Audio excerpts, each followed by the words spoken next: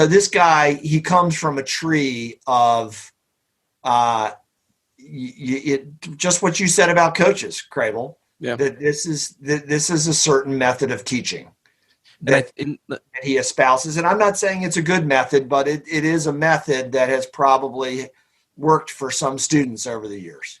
And so I'll share two little kind of snippets that I think illustrate the difference between what he's talking about being effective versus not effective. So in high school, I had a chemistry teacher who liked to give pop quizzes, right? And so he'd give you a pop quiz, and then he would take a giant marker and write your letter grade across the entire size of the paper, A, B, C, D, E, F, whatever you got. And then as he was passing them out, he'd make snide little comments to kids that didn't do as well. Okay, do you really need to tell us anything more about this? Awful, right? Jesus. But that's high expectations.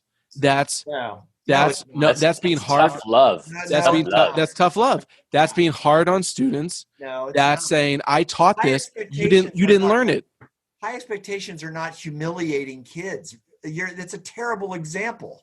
I taught it, you didn't learn it. I would say that's a tough line. Hold on. That's a tough line to cross, because in this particular article, he's talking about using shame as a way to actually promote, a positive or a productive student learning environment. If only there was more shame. If only students had more shame. Better. Right.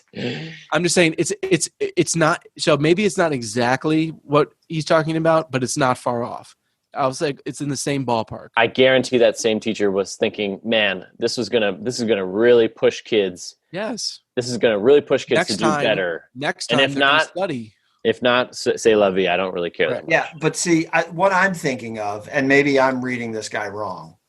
I mean, everything that you described, Peter,